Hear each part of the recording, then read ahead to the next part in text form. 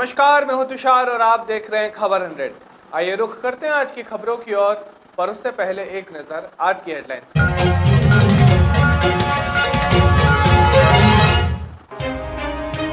पूर्व मंत्री उमंग सिंघार के खिलाफ एफआईआर दर्ज। सिंधिया के प्रभाव वाली सीटों पर पायलट का दौरा।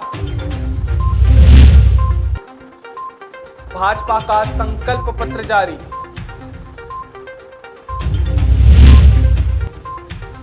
कांग्रेस ने जारी किया आरोप पत्र।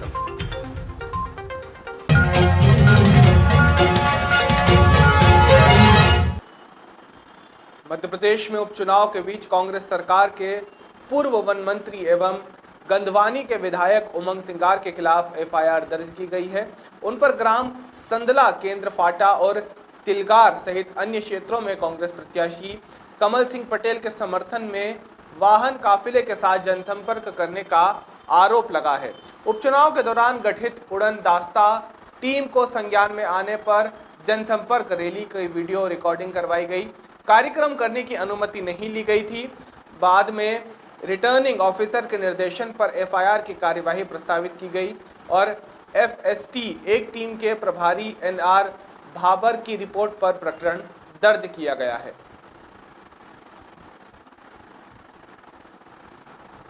राजस्थान के पूर्व उप मुख्यमंत्री और ज्योतिरादित्य सिंधिया के दोस्त यानी कि सचिन पायलट ने ग्वालियर चंबल में अपना कैंपेन शुरू कर दिया है। 2 दिनों में ग्वालियर चंबल की 9 सीटों पर वह चुनावी सभाएं की हैं। उन्होंने बता दें, ये सभी सीटें ज्योतिरादित्य सिंधिया के प्रभाव वाली सीटें हैं। पायलट ने डबरा विधानसभा सीट पर कांग्रेस प्रत्याशी सुरेश राजे के समर्थन में रैली की।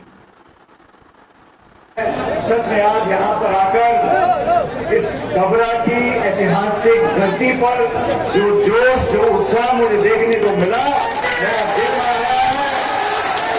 जानता हूँ जब इस जिले में ग्वालियर चंबल में मुझे आने का मौका मिला, मेरी पार्टी के लिए प्रचार करने का मौका मिला, हर बार आप लोगों ने आशीर्वाद दिया। यहाँ के लोगों का प्यार, स्नेह, आशीर्वाद, आत्मीयता मेरे लिए बेहद कीमती है, बहुत कीमती है। प्रदेश में चुनाव हो रहे हैं, 28 जगह उपचुनाव हो रहा है। हम सब जानते हैं चुनाव क्यों हो रहे हैं। उम्मीदवार आपके सामने है, नेता आपके सामने है, पार्टी आपके सामने है, विचारधारा आपके सामने है। 15 साल का लंबा समय शिवराज सिंह चौहान जी को दिया जनता ने, मुख्यमंत्री बने, कई बार बने और जनादेश का हमने सम्मान किया। कांग्रेस पार्टी ने जनादेश का सम्मान किया और भाजपा का नेतृत्व करते हुए चौहान साहब मुख्यमंत्री बने। उनके मुख्यमंत्री काल में लगातार घोटाले हुए, गबन हुआ, बजरी माफिया, जमीन माफिया, व्यापन का घोटाला हुआ, कितने लोगों की हत्या हुई। भारत के इतिहास में इतनी सारी हत्या किसी घोटाले में नहीं हुई, कोई जवाबदेही उनकी नहीं है। किसानों पर गोलियां चलाई, मंदसौर के अंदर किसानों को, निहत्थे किसानों को, गरीब किसानों को भूल डाला। अन्नदाता की पूजा करते हैं, मुख्यमंत्री जी कहते हैं अन्नदाता की पूजा मैं करता हूँ। किसान की आमदनी दुगनी करने का वादा किया था भाजपा ने, कौन सा वो किसान है? मैं डबरा मध्य प्रदेश के लोगों से पूछना चाहता हूँ, किस किसान की आमदनी दुगनी हो गई? किसके खाते में 15 लाख रुपए आ गए? नारे देना, पाखंड करना, नाटक करना, झूठ बोलना, लड़वाना, झगड़ाना, द्वेष पैदा करना, टकराव पैदा करना, ये भाजपा ने किया है। और जब 2.25 साल पहले कांग्रेस की सरकार यहाँ पर बन गई, मध्य प्रदेश के सत्ता के संग्राम में जीत के लिए बीजेपी एड़ी चोटी का जोर लगा रही है। दूसरी ओर कांग्रेस भी सत्ता में वापसी के लिए कोई कसर नहीं छोड़ना चाहती है। चुनाव प्रचार प्रसार की अंतिम घड़ी में दोनों पार्टियां ताबड़तोड़ चुनावी सभाएं कर अपनी अपनी जीत के दावे कर रही है। मध्य प्रदेश के उपचुनाव के महासमर में बीजेपी ने जीत के लिए ग्वालियर विधानसभा में चुनावी संकल्प पत्र जारी किया, जिसमें कई प्रकार की घोषणाएं की। आइए सुनते हैं कि उनमें से कितनी इस क्षेत्र के हित में है। हम सिर्फ ग्वालियर की बात करें या पूरे मध्य प्रदेश की बातचीत करें? अभी ग्वालियर की बात करेंगे, मैं जवाब दे रहा हूँ। मैं जवाब आप ही के प्रश्न का दे रहा हूँ। विकास एकमात्र मुद्दा है पूरे मध्य प्रदेश की, न सिर्फ 28 विधानसभाओं के लिए परंतु पूरी 230 विधानसभाओं के विकास की बातचीत है। पर चूंकि आज 28 का चुनाव हो रहा है तो इसलिए 28 विधानसभाओं के अलग अलग विकास की एक जो है संकल्प पत्र पढ़ा गया है।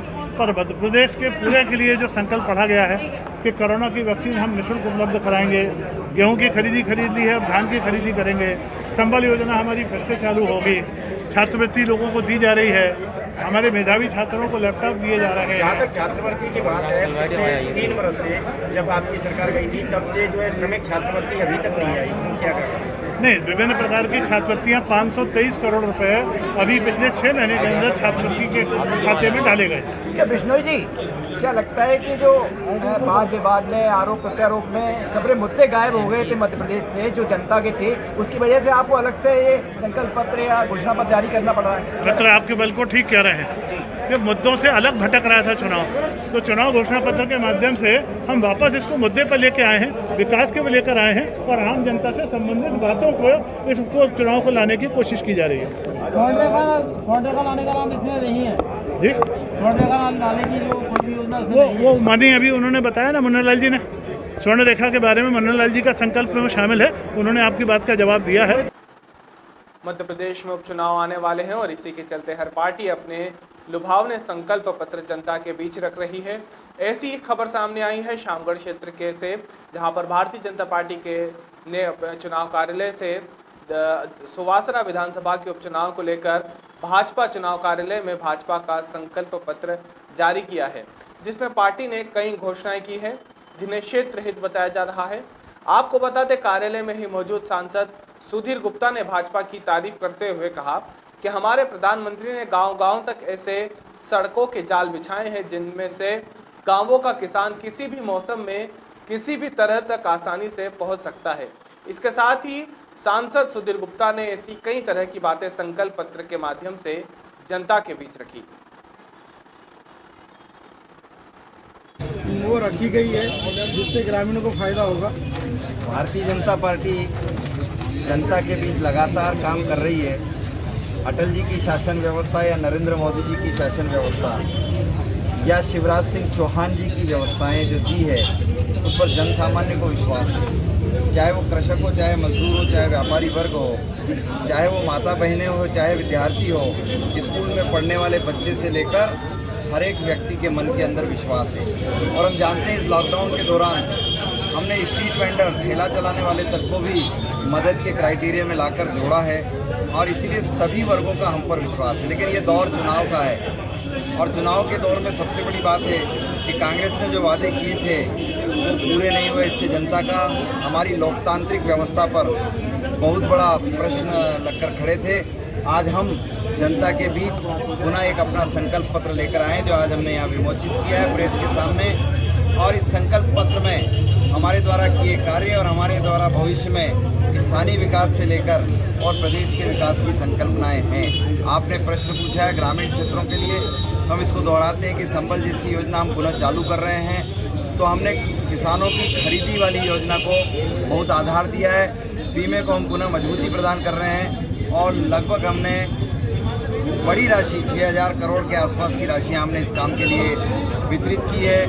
हम इस बात को जानते हैं कि किसानों के अंदर सबसे बड़ा जो अविश्वास हुआ था उसको विश्वास में बदलने का काम हमने इस योजना के अंदर किया है, जो हमने जनता के बीच और आज संकल्पित किया है। मध्य प्रदेश में चुनाव के चलते सियासी गलियारों में हलचल तेज होती नजर आ रही है। आपको बता दें, मध्य प्रदेश में हो रहे 28 उपचुनाव के लिए बीजेपी के संकल्प पत्र जारी करने के बाद कांग्रेस ने भी शिवराज सरकार के खिलाफ आरोप पत्र जारी कर दिया है। प्रदेश कांग्रेस कार्यालय में पूर्व मंत्री सज्जन सिंह वर्मा सहित अन्य कई बड़े नेताओं ने शिवराज सरकार पर गंभीर आरोप लगाते हुए कहा कि पिछले 7 महीनों की सरकार में प्रदेश में 17 घोटाले हो चुके हैं। पूर्व नेता प्रतिपक्ष अजय सिंह ने आरोप पत्र जारी करते हुए कहा कि व्यापम, रेत, डंपर घोटाले के बाद शिवराज सरकार ने महज 7 महीनों में ही आटा, शराब और तबादला घोटाला समेत कुल 17 घोटालों को अंजाम दिया है। साथ ही पूर्व मंत्री सज्जन सिंह वर्मा ने तुलसी सिलावट पर तंज कसते हुए कहा कि उनसे गलती हुई है कि शुद्ध के लिए युद्ध की कामना उन्होंने सिलावट को दे दी है, क्योंकि सिलावट में मिलावट निकल गई है। इसके बाद ही उन्होंने कई अन्य मुद्दों पर भी बात की। आइए सुनाते हैं कि उन्होंने क्या कहा। आचार संहिता में गए, लोकसभा की 1 महीने खरीद फरोख्त में चले गए, 11.5 महीने तो मिले, 6 महीने और हो जाते, 12 महीने, तब हम जवाब देते इस बात। साथियों, बात ये है कि 7 महीने में तमाम सारे घोटाले इस सरकार ने किए हैं, जो जनता समझ रही है। जनता इस समय हमारे साथ है। 28 की 28 चुनाव कांग्रेस पार्टी इस समय जीत रही है। भारतीय जनता पार्टी घबराई हुई है, उसको अपने बाहुबल पे, उसकी रीति नीति सिद्धांतों पे भरोसा नहीं रहा। जो हमारे विधायक जी गए, अभी आपने देखा, महाराजा गए पहले, ये लोधी राजा था, ये जो गया ना राहुल, और टिकट दिलाने में हमारी भूमिका थी, उससे भी गलती हो गई। तो ये महाराजा राजा सब जा रहे हैं।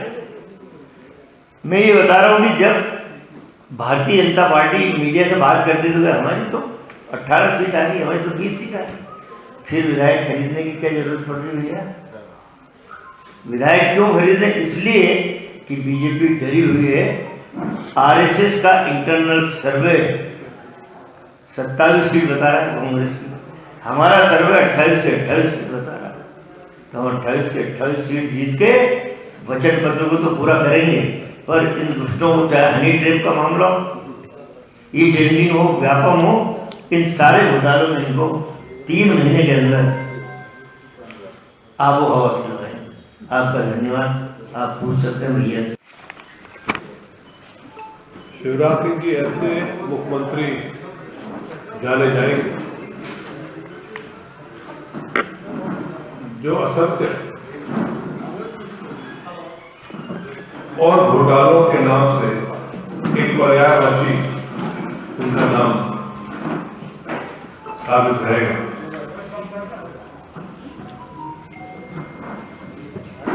दो 2013 में भी मैंने आरोप पत्र पेश किया था